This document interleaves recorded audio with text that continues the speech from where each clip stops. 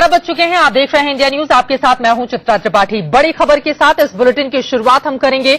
बिहार में जेडीयू विधायक मुश्किल में हैं। अनंत सिंह पर आरोप लगा है कि उन्होंने 4 युवकों को अगवा करवाया। इन 4 युवकों में से एक की हत्या कर दी गई थी। ये सनसनीखेज खुलासा किसी और ने नहीं बल्कि पटना पुलिस ने किया है। एसएसपी जितेंद्र सिंह ने प्रेस कॉन्फ्रेंस में खुलासा किया कि मोकामा से विधायक अनंत सिंह के इशारे पर न सिर्फ अपहरण हुआ बल्कि इस काम के लिए विधायक आवास से गाड़ियों में भरकर अपराधी भी भेजे गए थे। एसएसपी ने पकड़े गए अपराधियों को मीडिया के सामने पेश किया और दावा किया कि इसमें से एक अपराधी प्रताप ने पुलिस के सामने कबूल किया है कि खुद मोकामा विधायक ने इस हत्या की सुपारी दी थी। एसएसपी के मुताबिक हत्या की नीयत से ही 4 लड़के उठाए गए थे, लेकिन पुलिस की चुस्ती की वजह से 3 बच गए जबकि एक की हत्या हो गई। कुछ दिनों पहले बिहार के बाढ़ से 4 युवकों का अपहरण किया गया था, जिनमें से एक की हत्या हो चुकी है। और वहीं अनंत सिंह ने इन पूरे आरोपों को विरोधियों की साजिश करार दिया है। बर्बादी बयान दिए, वो एसपी बदली है और बाद बयान है। और उसके बाद बाढ़ में हमको कोई पूर्वज आज तक पढ़ा नहीं, कोई पूर्वज हमको नहीं पढ़ा बाढ़ में। आज वो घर लगामा है तो 11 साल से गांव हमला छोड़ रहा हो गया। हमारा परिवार तो कभी रहबे नहीं किया, शादी में अपनी गांव गए और उसके बाद लदमा स्टेप्स ले रहता हम लोग करे रहता है। लदमा ले जाए कोई मारेगा तो अनंत सिंह होगा, अनंत सिंह मरवा दिया।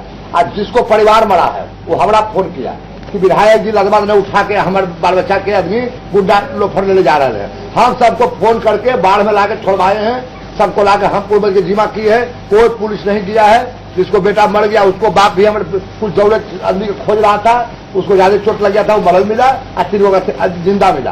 कहिया मिला है कब उसको कहे हैं पूरी थाना पूर्ति करने के लिए भूतल से सुतल था स्टेशन में हो जाए जहां जाम लगा था, उसको उठा कर ना दिए कि मैंने कि शांत हो जाए जथी कुल निर्दोष के पकड़े।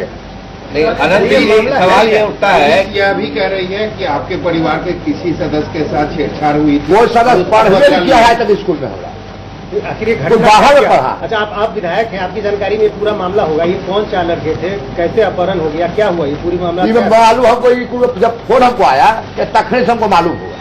कौन है ये 4 लड़के, क्या क्यों किसके साथ छेड़खानी हुई थी? छेड़खानी में हम नहीं जान रहे हैं। विधायक किया है कि आपके आवाज से गाड़ी निकली है, उसमें गुर्दे गए हैं और न एकदम गलती कुल्लूंगा लोफर कहियो हमारा साथ नहीं रहा है, कभी नहीं।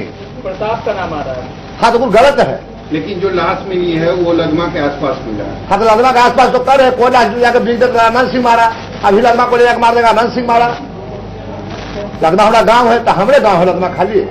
हम वहाँ कौन आदमी रह रहा है, वो परिवार में कोई है का वो हमारा गाँव में? पकड़े गए ऐसा बयान क्यों दे रहा है? हाँ जो पकड़े गए हैं वो ऐसा बयान क्यों दे रहा है? वो कहे दे रहे हैं बयान विरोधी अपना होंगे, बयान दे रहे हैं। सपोर्टर तो बयान हमला नहीं देते।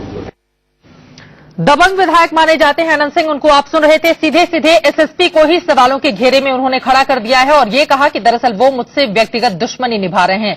लेकिन आपको बता दें कि इस पूरे मामले की जांच जब एसएसपी ने शुरू की थी उसके कुछ ही दिनों के बाद उनका तबादला कर दिया गया। लेकिन तबादले से ठीक पहले यानी कि दूसरी जगह ज्वाइन करने के ठीक पहले उन्होंने प्रेस कॉन्फ्रेंस की, आरोपियों को सामने रखा और इस पूरे मामले का पर्दाफाश किया है। एसएसपी की ओर से प्रेस कॉन्फ्रेंस के जरिए क्या बातें सामने रखी गई, अब वो सुनिए। जो पूरा मामला आया उसके अंदर में ये आया कि सुनियोजित रूप से आपराधिक वर्चस्व जमाने के लिए जो मोकामा विधायक के निर्देश पर इन अपराधियों के द्वारा वहां पे जाके इस अपराध को जो कार्य करने का जो प्रयास किया गया, पुलिस की तत्परता से 3 लड़कों की जान बचाई जा सकी, जबकि जो चौथा लड़का है उसकी जान नहीं बचाई जा सकी। और पुलिस की त्वरित कार्रवाई में अभी तक 5 व्यक्ति हैं, 5 अपराधी जो इसमें संलिप्त रहे हैं, उनको गिरफ्तार किया गया है। एसएसपी को आप सुन रहे थे। फिलहाल इस पूरे मामले में स्थिति साफ होती हुई दिखाई नहीं दे रही है क्योंकि अनंत सिंह ने व्यक्तिगत दुश्मनी के आरोप एसएसपी पर लगा दिए हैं, जबकि एसएसपी 4 अपराधियों के साथ मीडिया से मुखातिब हुए थे। फिलहाल अनंत सिंह कौन है वो हम आपको दिखा देते हैं। बिहार के मोकामा से जेडीयू के विधायक हैं अनंत सिंह, जो काफी दबंग नेता माने जाते हैं। उनकी काफी चलती भी है। बिहार के बाहुबली नेताओं में उनकी गिनती होती है। छोटी सरकार के नाम से भी अपने इलाके में जाने जाते हैं अनंत सिंह। कई आपराधिक मामलों में भी उनका नाम सामने आ चुका है और इस मामले में तो एसएसपी ने बाकायदा प्रेस कॉन्फ्रेंस करके उनका नाम सामने किया। लालू राबड़ी सरकार के दौरान उन्होंने सरेंडर किया था, हालांकि उसके बाद जेडीयू की सरकार आ गई और जेडीयू सरकार बनने के बाद, यानी कि जेडीयू बीजेपी की सरकार बनने के बाद लगातार वो मजबूत होते हुए चले गए और इस वक्त भी उनकी स्थिति बिहार में काफी ज्यादा मजबूत है। हमारे साथ अभिषेक चंद्रा इस वक्त हमारे संवाददाता जुड़ चुके हैं। अभिषेक, बड़ा सवाल यही है, अनंत सिंह पर इतना गंभीर आरोप लगता है और उल्टा वो एसएसपी को ही सवालों के घेरे में खड़ा कर देते हैं, ये कहते हुए कि दरअसल एसएसपी मेरे साथ व्यक्तिगत दुश्मनी निभा रहा है। देखिए चित्रा, जितेंद्र राणा बिहार काडर के बहुत तेज तरार आईपीएस अफसर में शुमार होते हैं और उनके काम करने का तरीका बेहद ही पीपल फ्रेंडली होता है। जो आरोप उन्होंने अनंत सिंह पर लगाए हैं वो कहीं न कहीं सोच समझ के ही लगाए हैं, सबूतों के आधार पर लगाए हैं। बाकायदा प्रेस कॉन्फ्रेंस करके परसों आधी रात में जिन लोगों को गिरफ्तार किया गया था, जिन 5 अपराधियों को गिरफ्तार किया गया था, उनके ऑफिशियल बयान के बाद ही लगाए हैं। हालांकि अनंत सिंह ने जितेंद्र राणा द्वारा लगाए गए सभी आरोपों को आज सुबह प्रेस कॉन्फ्रेंस करके खारिज कर दिया है और यहां तक कह दिया है कि जितेंद्र राणा आईपीएस होने के बावजूद भी एक नेता से एक निजी दुश्मनी निभा रहे हैं। तो कहीं ना कहीं चीजें बहुत कॉम्प्लिकेटेड होती जा रही हैं। बड़ा सवाल नीतीश कुमार के ऊपर भी उठ रहा है कि जैसे ही जितेंद्र राणा ये प्रेस कॉन्फ्रेंस करते हैं और अनंत सिंह पर ये आरोप लगाते हैं कि हत्या में उनका नाम भी शामिल है, जितेंद्र राणा को पटना से ट्रांसफर करके चंपारण भेज दिया जाता है, तो आखिर ऐसा क्यों? केवल चंद घंटों के अंदर ही एक तेज तरार आईपीएस अफसर को पटना, जो कि राजधानी है बिहार की, वहां से उठा करके, जबकि जितेंद्र राणा ने कुछ महीने पहले ही पदभार संभाला था दशहरे के समय में और अब उन्हें चंपारण भेज दिया गया। अभिषेक, क्या आप ये कहना चाहते हैं कि प्रेस कॉन्फ्रेंस करने के बाद जितेंद्र राणा का तबादला किया गया है? देखिए, हालांकि जेडीयू के सूत्रों से बात करें तो जेडीयू के सूत्र ये बता रहे हैं कि परसों नीतीश कुमार ने लॉ एंड ऑर्डर पर एक रिव्यू मीटिंग की थी और लॉ एंड ऑर्डर के बाद जितेंद्र राणा के परफॉर्मेंस को अच्छा नहीं माना था।